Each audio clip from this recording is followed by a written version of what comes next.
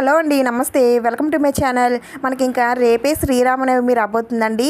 శ్రీరామనవమి అనగానే ప్రతి ఒక్కరి ఇంట్లో శుభకార్యం జరుగుతున్నట్టుగా భావించి ప్రతి ఒక్కరి ఇల్లు కూడా పసుపు గడపలతో పచ్చని తోరణాలతో ఇల్లంతా కూడా కలకల్లాడుతూ ఉంటుందండి. అయితే ఈ శ్రీరామనవమికి మీరు ఎలాంటి ఏర్పాట్లు చేసుకున్నారు అనేది నాతో కామెంట్ సెక్షన్లో షేర్ చేసుకోండి. నేనైతే ఏ ఏర్పాట్లు చేసుకున్నాను, ముందుగా చేసుకోవాల్సిన ఏర్పాట్లు ఏమిటి అనేవన్నీ కూడా ఈ వీడియోలో చూపిస్తాను. అయితే ఈ శ్రీరామనవమికి మనం ఇల్లు శుభ్రం చేయాలా, అయితే ఎప్పుడు చేయాలి అనేవన్నీ కూడా చెప్తానండి.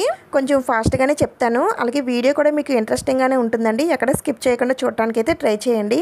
ముందుగా అయితే నేను ఇక్కడ చందనం కుంకుమలు కలుపుకుంటానండి. అందుకని ఇక్కడ ఒక ప్లేట్ అయితే తీసుకున్నాను. ముందుగా నేను ఇక్కడ చందనం వేసుకుంటున్నాను. నేనైతే అష్టగంధ చందనం పౌడర్ అయితే వాడతానండి, చాలామంది అడుగుతున్నారు.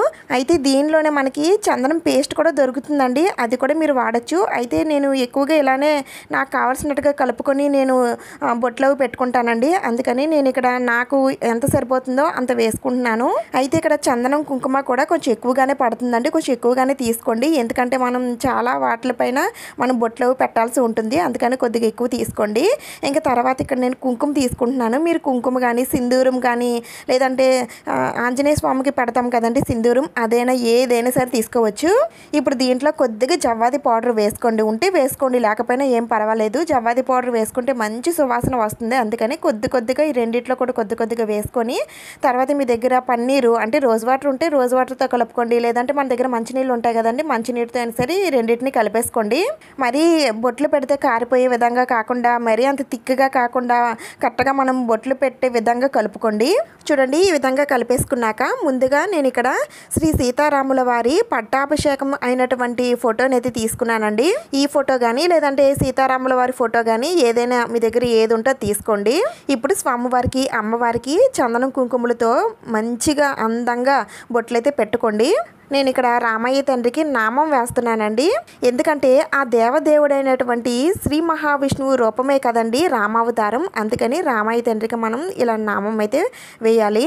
ఇలా చందనంతో వేయచ్చు, లేదంటే మీ దగ్గర విభూది ఉందనుకోండి, ఆ విభూది కలిపేసి మీరు ఇలా నామం అయితే వేసుకోండి. ఇలా ఎలా అయినా సరే వేయచ్చు. ఇంకా అమ్మవారికి అయితే నేను మామూలుగానే బొట్టు పెడుతున్నానండి. ఇంకా తర్వాత వీరిద్దరికీ కూడా నేను పువ్వుల మాలను అయితే వేస్తున్నానండి, అది కూడా ఈ చందనం కుంకుమలతోటి నేను పువ్వుల మాలని స్వామి అమ్మవార్లకి నేను వేస్తున్నాను. వీరి కళ్యాణం కూడా ఈ రోజే కదండి, అందుకని వీరి ఇరువురికి కూడా ఒకే పువ్వుల మాలనైతే నేను ఈ విధంగా చందనం కుంకుమలతో అందంగా అలంకరించాను. ఇలా చందనం కుంకుమలతో మనం ఏ మాలనైనా సరే వేయొచ్చండి. మీ దగ్గర పువ్వులు లేవనుకోండి, పువ్వుల మాలది అమ్మవారికి అది వెయ్యలేకపోతున్నాము అని అనుకునేటప్పుడు ఇలా చందనం మాలను అయితే వేయండి, పువ్వుల మాలను సమర్పించినట్టే అవుతుంది. ఇంకా ఫోటోలో ఉన్న అందరు దేవుళ్ళకి కూడా మనం బొట్లు అయితే పెట్టాలండి. ఇక స్వామి అమ్మవార్ల పట్టాభిషేకానికి ముక్కోటి దేవతలు విచ్చేశారని మనకి పురాణాలు తెలుపుతున్నాయండి.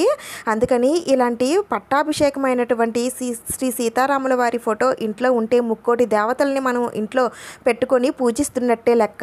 అందుకని తప్పకుండా శ్రీ సీతారాముల పట్టాభిషేకం అయినటువంటి ఫోటోని అయితే తెచ్చిపెట్టుకోండి. అలాగే అమ్మవారికి నేను ఇక్కడ గంధం కూడా పోస్తున్నాను.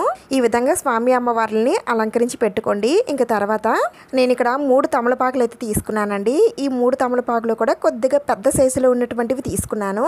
ఇప్పుడు ఒక ఆకు తీసుకొని ఇప్పుడు దీనిపైన శ్రీ అని రాస్తున్నానండి, ఎందుకంటే ఆ రామయ్య తండ్రిని ఒక్కసారి తలుచుకున్నా సరే మన పాపాలన్నీ కూడా తొలగిపోయి ఎంతో పుణ్యం వస్తుందండి. అలాంటిది ఇలా శ్రీరామ అని అలా తమలపాకుల పైన రాసి పూజలో పెట్టుకుంటే చాలా చాలా మంచిదండి. అందుకని నేను ఇక్కడ ఇలా 3 ఆకుల పైన కూడా నేను శ్రీరామ అని రాసి నేను పూజలు అయితే పెట్టుకుంటాను.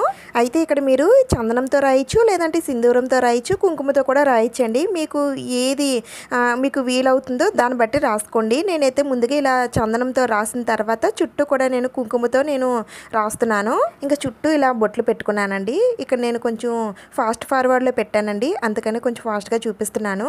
ఇంకా రెండో ఆకు పైన ముందుగా వచ్చేసి నేను స్వామివారి నామం వేస్తున్నానండి, అది కూడా విభూతితో స్వామివారి నామం వేసిన తర్వాత స్వామివారి రెండో అక్షరం రా అనే అక్షరం రాస్తున్నాను. మనకి ఇంకా ఈ సంవత్సరం శ్రీరామనవమి 2024 ఏప్రిల్ 17వ తేదీన బుధవారం వచ్చిందండి. అయితే ఈ శ్రీరామనవమికి కూడా మళ్ళీ మనం ఇల్లంతా శుభ్రం చేసుకోవాలా, మళ్ళీ పూజా మందిరాన్ని క్లీన్ చేసుకోవాలా, అయితే ఎప్పుడు చేయాలి అనేవన్నీ అడుగుతున్నారండి. అయితే మనకి మొన్నే ఉగాది పండుగ అయింది కదండి. ఉగాది పండుగ అయిన తర్వాత వచ్చే మొదటి పండుగే శ్రీరామనవమి. అది కాకుండా ఉగాది నుండి 9 రోజుల పాటు మనకి లలితా నవరాత్రులు జరుగుతాయండి. అంటే లలితాదేవి అంటే ఎవరో కాదండి, పురుష రూపమే శ్రీరాముడు కాబట్టి అందుకని మనం ఈ 9 రోజులు కూడా ఇళ్లల్లో నవరాత్రులు ఉత్సవాలు, నవరాత్రులు పూజలు అయితే చేసుకునేవారు ఉంటారు. అయితే ఈ నవరాత్రులు చేసినా చేయకపోయినా సరే ఉగాదికి ముందు మనం ఇల్లంతా శుభ్రం చేసుకున్నాం కాబట్టి మళ్ళా డీప్ క్లీన్ శ్రీరామనవమికి చెయ్యాలా అంటే అవసరం లేదండి. మీరు ఉగాదికి చేసుకోలేదు అనుకుంటే మాత్రం చేసుకోండి. మనకి ఇంకా టైం లేదు కాబట్టి రేపే మనకి శ్రీరామనవమి కాబట్టి మీరు కావాలి అనుకుంటే మనకి ఎలాగో రేపు బుధవారం వచ్చింది కాబట్టి మీరు ఉదయాన్నే మీరు అంత పని చేసేసుకొని పూజ అయితే ఎలాగో మనం మధ్యాహ్నమే చేసుకుంటాం కదా, అందుకని మీరు ఉదయం వేళల్లో అంతా క్లీన్ చేసేసుకొని మధ్యాహ్నం పూజనైతే చేసుకోండి. డీప్ క్లీన్ అయితే అవసరం లేదండి, కానీ ఇల్లంతా కూడా తుడిచి మాపది పెట్టేసుకోండి. అలాగే పూజా మందిరాన్ని కూడా అందంగా అలంకరించుకోండి. అలాగే ఇంటి గడపకి కూడా పసుపది రాసి పచ్చని తోరణాలతో ఇల్లంతా కూడా కళగా ఉండేటట్టు పెట్టుకోండి. అయితే మనకి శ్రీరామనవమి ముందు రోజు మంగళవారం వచ్చింది కాబట్టి మంగళవారం రోజున ఇలాంటి పనులు ఏమి కూడా చేయకూడదండి. నెక్స్ట్ డే శ్రీరామనవమి రోజు బుధవారం కాబట్టి ఆ రోజైనా సరే చేసుకోవచ్చు, కానీ ముందు రోజు మాత్రం ఎట్టి పరిస్థితుల్లో చేయకండి. మీకు ఏమైనా డౌట్స్ ఉంటే నేను కామెంట్స్లో అడగొచ్చండి, నేను తప్పకుండా రిప్లై ఇస్తాను. ఇంకా తర్వాత నేనైతే ఇలా 3 ఆకుల పైన కూడా శ్రీరామ అని రాసుకున్నానండి, చూసారు కదా. ఇంకా దానికన్నా కొంచెం చిన్న తమలపాకులు అయితే నేను ఇక్కడ తీసుకున్నాను. ఇవి కూడా నేను 3 తీసుకున్నానండి. వీటిపైన అయితే కొంచెం ఇలా చుట్టూ కూడా నేను విభూతితో డెకరేట్ చేసుకుంటున్నాను. మీకు నచ్చినట్టుగా మీరు చేసుకోవచ్చండి. ఇక్కడ నేను చేసుకున్న ఏర్పాట్లు నేను చూపిస్తున్నాను కాబట్టి నాకు నచ్చినట్టుగా నేను చేసుకుంటున్నాను. ఇలా విభూతితో నేను ఈ విధంగా రౌండ్గా అంటే చుట్టూ ఇలా అందంగా అలంకరించుకున్నాను. ఇంకా మధ్యలో వచ్చేసి మళ్ళీ స్వామివారి నామం శ్రీరామ కానీ లేదంటే జయరామ కానీ జై శ్రీరామ అని కానీ ఇలా ఏదైనా సరే రాయించండి. ఇలా శ్రీరామ అని 3 ఆకుల పైన రాసి నేను స్వామివారికి 3 ఆకులు కూడా నేను సమర్పిస్తాను. అందుకని ఇలా 3 ఆకులు అయితే తీసుకున్నాను. ఇంకా తర్వాత స్వామివారి పూజలో ముఖ్యంగా మనం పెట్టాల్సింది పిండి దీపం అండి. అందుకని నేను ఇక్కడ పిండి ప్రమిదలను అయితే తయారు చేస్తున్నాను. పిండి ప్రమిదల కోసం మనం బియ్యం పిండిని అయితే వాడాలండి. ఈ బియ్యం పిండి కూడా కొద్దిగా ఎక్కువగానే తీసుకోవాలి. అంటే ఇక్కడ మొత్తం 9 ప్రమిదలను అయితే తయారు చేసుకోవాలి. ఎందుకనేది కూడా చెప్తాను. ముందుగా అయితే నేను ఇక్కడ బియ్యం పిండి తీసుకున్నానండి. దాంట్లో కొద్దిగా 1 స్పూన్ కానీ 2 స్పూన్లు కానీ బెల్లం అయితే వేసుకోండి. అలాగే 1 స్పూన్ నెయ్యి వేసుకోవాలి. ఇప్పుడు ఈ పిండిని పాలతో కానీ లేదంటే నీళ్ళతో కానీ కొంచెం పలచగా కాకుండా మరీ అంత గట్టిగా కాకుండా కొంచెం సాఫ్ట్ ముద్ద అయ్యేటట్టుగా కలుపుకోండి. కొంతమంది దీంట్లో అరటిపండు కూడా వేసి కలుపుతారండి. మీరు అది కూడా వేసి కలుపుకోవచ్చు. అయితే ఈ పిండి ప్రమిదల కోసం నేను డీటెయిల్డ్గా మీకు అర్థమయ్యే విధంగా నేను ఒక వీడియో చేసి పెట్టానండి. ఒకవేళ ఆ వీడియో ఎవరైనా మిస్ అయినట్లయితే ఆ వీడియో అనేది నేను డిస్క్రిప్షన్లో ఇస్తాను, చూడండి. నేను ఇక్కడ కొంచెం షార్ట్ కట్లో చెప్తున్నాను కాబట్టి మీకు సరిగ్గా అర్థం కాకపోవచ్చు. ఇలా మొత్తం కలిపేసుకున్న తర్వాత ఇప్పుడు ఈ పిండి ముద్దని కొద్దిసేపు అంటే 1 అరగంట అయినా సరే పక్కన పెట్టుకుంటే అది సాఫ్ట్గా తయారయ్యి మనం పిండి ప్రమిదలు చేసేటప్పుడు ప్రమిదలు అనేవి ఎక్కడ విరగకుండా వస్తాయి. ఇలా మూత అయితే పెట్టేసుకొని పక్కన పెట్టేసుకోండి. ఈ పిండి నానేలోపు నేను క్లీన్ చేసుకొని పెట్టుకున్న ఈ పూజా సామాగ్రి అన్నిటికీ కూడా చందనం కుంకుమలతో బొట్లయితే పెట్టేసుకుంటున్నానండి. పూజకి కావాల్సిన సామాగ్రి అన్నీ కూడా ముందుగానే క్లీన్ చేసుకొని పెట్టేసుకోండి. స్వామివారి పూజలో పెట్టుకోవడం కోసమని నేను ఇక్కడ శంకుచక్ర దీపాలు, తులసి కోట దీపాలు, ఇంకా స్వామివారికి నైవేద్యం పెట్టడం కోసమని 1 గ్లాసు, అలాగే బౌలు, ఇంకా ఈ స్టెప్స్ దియాస్ ఉంటాయి కదండి, నేను వాటిలో దియాస్ అంటే కుందులైతే తీసేసాను. నేను ఈ స్టెప్స్ మాత్రమే తీసుకున్నాను. నేను ఇవి పూజలో పెట్టుకుంటాను. అది ఎలా పెడతాను అనేది నేను తర్వాత పూజా వీడియో అప్లోడ్ అవుతుంది, దాంట్లో చూపిస్తాను, తప్పకుండా చూడండి. ఈ విధంగా అన్నిటికీ కూడా బొట్లు అయితే పెట్టేసుకుంటున్నానండి. ఇంకా తర్వాత స్వామివారి విగ్రహం నా దగ్గర ఉంది కాబట్టి నేను ఈ స్వామివారి విగ్రహానికి కూడా నేను చందనం కుంకుమలతో బొట్లు పెట్టుకుంటున్నాను. ఒకవేళ మీ దగ్గర స్వామివారి విగ్రహం లేకపోతే పూజ ఎలా చేయాలండి అని మళ్ళీ మీకు సందేహం అయితే రావచ్చు. స్వామివారి విగ్రహం లేకపోయినా సరే మనం పూజ చేసుకోవచ్చండి. అయితే ఫోటోకి కాదు, ఇంకొక విధంగా మనం పూజ చేసుకోవచ్చు. అది ఎలా అనేది తర్వాత పూజా వీడియోలో చెప్తాను. నేనైతే ఈ పూజా సామాగ్రికి కూడా ఇలా చందనం కుంకుమలతో బొట్లు పెట్టేసుకున్నానండి. బొట్లు పెడితేనే ఈ సామాగ్రి అన్నీ కూడా చాలా కళగా కనిపిస్తాయి. అందుకని ఎప్పుడు కూడా నేను బొట్లు పెట్టుకుంటాను. ఈ బొట్లు పెట్టే లోపు పిండి కూడా నానిపోయిందండి. ఇప్పుడు దీంతో ప్రమిదలను అయితే తయారు చేసుకోవాలి. ముందుగా అయితే ఈ పిండిని ఇలా మొత్తం అంతా కూడా ఒకసారి ఇలా ఒకసారి ఒత్తుకున్న తర్వాత మొత్తం ఇక్కడ నేను 9 పిండి ప్రమిదలు చేస్తున్నాను కాబట్టి 9 ఉండలను అయితే చుట్టేసుకోండి. ముందు నాకైతే ఆల్రెడీ తెలుసు కాబట్టి ఎంత కావాలనేది నేను మామూలుగానే ఒక్కొక్క ఉండ తీసుకొని ప్రమిదని అయితే చేసేసుకుంటున్నాను. ఇలా చేతితోటి ఈజీగానే చేసేసుకోవచ్చండి. మీకు మరీ అంత కష్టంగా ఉందని అనుకుంటే ఒకసారి ఆ పిండి ప్రమిదల వీడియో చెప్పాను కదా, ఒకసారి అది చూడండి. దాంట్లో ఈజీగా కూడా ఎలా చేసుకోవాలని చెప్పాను. ఒకవేళ ప్రమిదలు చేసేటప్పుడు ఎక్కడైనా పగులు అంటే విరిగినట్లు అనిపిస్తే మాత్రం చేతికి కొంచెం తడి చేసుకొని అక్కడ విరిగిన దగ్గర కొంచెం పావితే మొత్తం సెట్ అయిపోతాయండి, పర్వాలేదు. ఆ విధంగా మీరు ప్రమిదలను అయితే తయారు చేసేసుకోవచ్చు. ఇప్పుడు ఈ ప్రమిదలకి కూడా చందన కుంకుమలతో అందంగా బొట్లయితే పెట్టుకోండి. లేదు అంటే శ్రీరామ అని మళ్ళీ కుంకుమతో మీరు శ్రీరామ అని రాసుకోవచ్చు, లేదంటే బొట్లు పెట్టుకోవచ్చు. ఇలా అయినా సరే రాసుకోవచ్చండి. నేనైతే ఈ ప్రమిదల్ని ఇలా అలంకరించుకుంటున్నానండి. మీరైతే శ్రీరామ అని రాసుకోవచ్చు, లేదంటే ఈ విధంగా అలంకరించుకోవచ్చు, బొట్లు పెట్టుకోవచ్చు. మీకు నచ్చినట్టుగా మీరు చేసుకోవచ్చు. నేనైతే నాకు నచ్చినట్టుగా నేను ఈ విధంగా డెకరేట్ చేసుకుంటున్నాను. అయితే పూజలో మనం తప్పకుండా ఈ 9 పిండి ప్రమిదలు పెట్టుకోవాలని అంటే పెట్టుకుంటే చాలా చాలా మంచిదండి. ఎందుకంటే మనకి ఇంక ఈ రోజుతో నవరాత్రులు అనేవి ముగిసిపోతున్నాయి. ఎవరైతే నవరాత్రులు చేసుకోలేదో వారు ఈ 9 రోజులకి సంబంధించి 9 పిండి ప్రమిదలు పెట్టుకుంటే 9 రోజులు చేసినంత ఫలితం లభిస్తుంది. అది కాకుండా ఆ శ్రీరాముడు ఈ చైత్ర మాసంలో 9వ రోజున 9వ తిథి నాడు జన్మించారు కాబట్టి అందుకనే ఈ 9 దీపాలు పెట్టుకుంటే చాలా మంచిది. మీరు 9 పెట్టుకోవచ్చు, లేదంటే 5 ప్రమిదలు పెట్టుకోవచ్చు, లేదంటే 2, 3 ఇలా ఎన్నైనా సరే పెట్టుకోవచ్చండి. కానీ 9 పిండి ప్రమిదల్లో దీపారాధన చేస్తే చాలా చాలా మంచిది. నేనైతే అన్ని ప్రమిదలను కూడా ఈ విధంగా డెకరేట్ చేసుకున్నానండి. నాకైతే ఇవి ధాన్యం బుట్టల్లానే కనిపిస్తున్నాయండి. మీకు ఎలా కనిపిస్తున్నాయో నాకు కామెంట్స్లో చెప్పండి. ఇంకా తర్వాత స్వామివారి పూజలో ముఖ్యమైనవి తలంబ్రాలు కదండి. అయితే మనం ఇంట్లో స్వామివారి వివాహాన్ని జరిపించి తలంబ్రాలు అనేవి మనం ఇంట్లో అలాంటివి మనం చేయలేము కాబట్టి గుడి దగ్గరే అవన్నీ చేస్తారు కాబట్టి మీరు ఇంట్లో మనం తలంబ్రాలకి వీలుగా అయినటువంటి ఈ అక్షింతలను అయితే మనం పూజలో తప్పకుండా తయారు చేసుకొని పెట్టుకోవాలండి.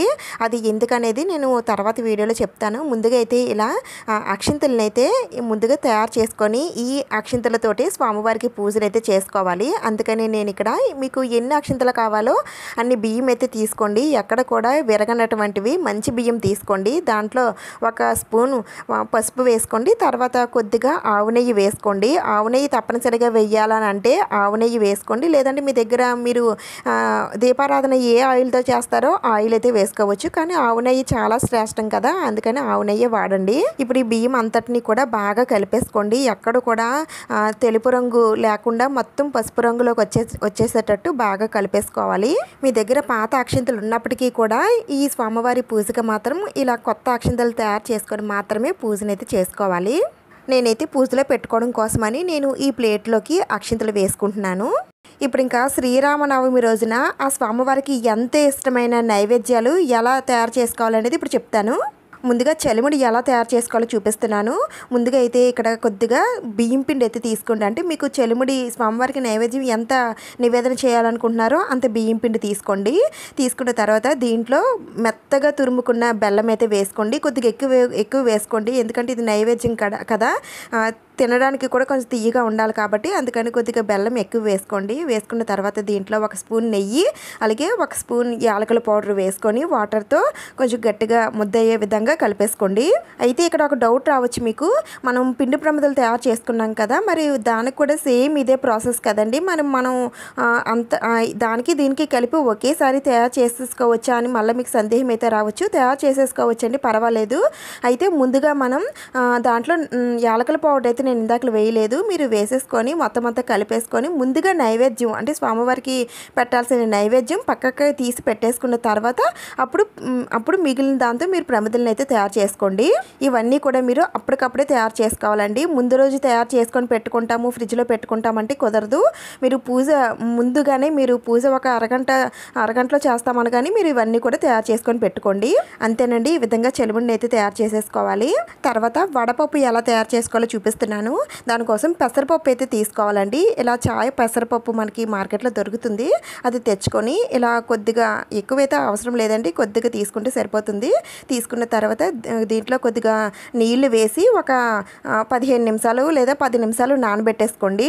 బాగా నానిన తర్వాత ఇలా మొత్తం పప్పునంతటిని కూడా కడిగేసుకొని ఫిల్టర్ చేసేసుకుంటే మనకి వడపప్పు అయితే రెడీ అయిపోతుందండి. అంతేనండి, చాలా ఈజీ.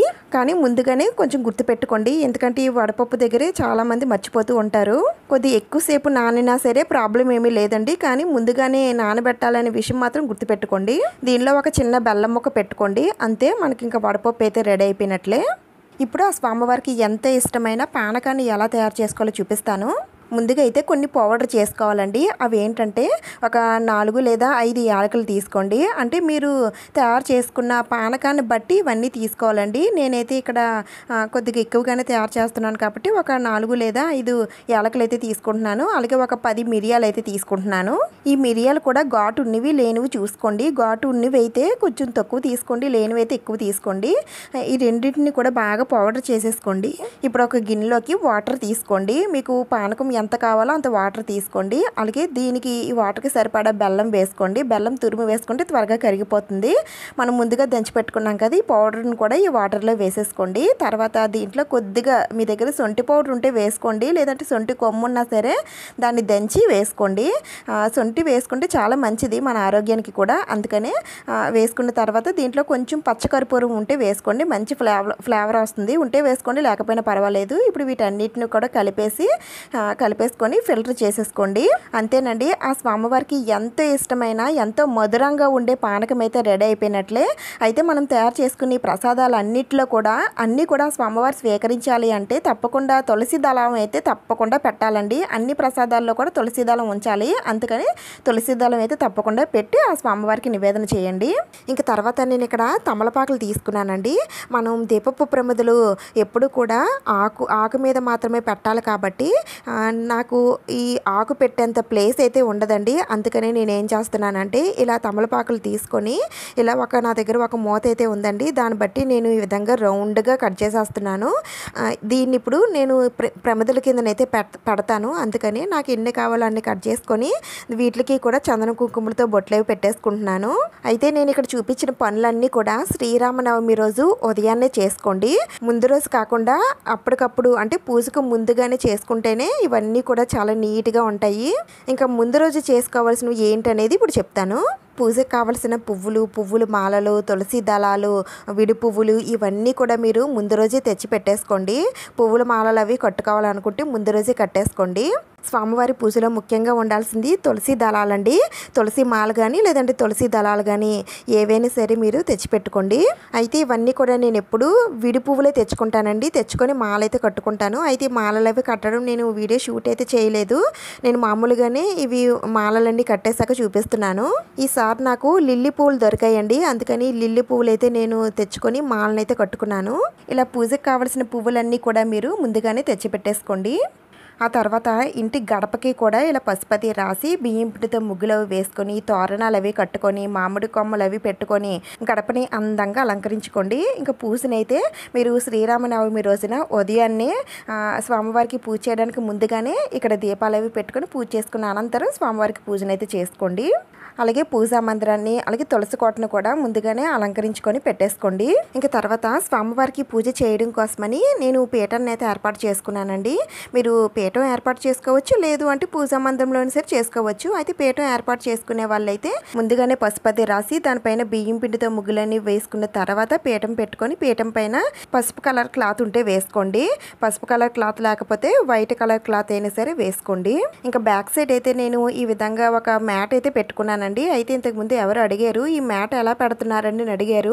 ఏం లేదండి, back side double side tape ఉంటుంది కదా, దాంతో నేను దీన్ని అతికించేస్తాను అంతే, ఏం లేదు. ఇంకా దీనికోసం మళ్ళీ సపరేట్గా వీడియో ఎందుకులేని నేను మామూలుగా చెప్పేస్తున్నాను. వీడియో షూట్ చేయడం మాత్రం మర్చిపోయానండి. మీకు కావాలి అనుకుంటే ఇంకొక వీడియో ఎప్పుడైనా సరే నేను పెడతాను. ఈ విధంగా పెట్టేసుకున్నాక పువ్వుల మాలలతో లేదంటే ఇలా రోజ్ కలర్ పువ్వులతో అయినా సరే నేను డెకరేట్ చేసుకుంటాను. ఈ విధంగా మీరు ముందు రోజే పీఠం ఏర్పాటు చేసుకుంటామని అనుకుంటే మీరు ముందుగానే మీరు ఈ పీఠాన్ని అయితే ఏర్పాటు చేసేసుకోండి. నెక్స్ట్ డే పూజ చేసుకున్నా పర్వాలేదు. ఇంతేనండి శ్రీరామనవమి పూజ కోసం నేను చేసుకునే ఏర్పాట్లు. అయితే తర్వాత పూజ ఎలా చేసుకోవాలనేది కూడా నేను నెక్స్ట్ వీడియోలో షేర్ చేస్తాను. తప్పకుండా చూడండి, మీకు బాగా ఉపయోగపడుతుంది. అయితే నేను ఈ వీడియోలో చూపించిన ఏ ఏర్పాట్లు మీకు బాగా నచ్చాయి, మీరు ఏమేమి చేసుకుంటారు అనేవన్నీ కూడా నాతో కామెంట్ సెక్షన్లో షేర్ చేసుకోండి. వీడియో మీకు నచ్చితే లైక్ చేయండి, సబ్స్క్రైబ్ చేసుకోండి.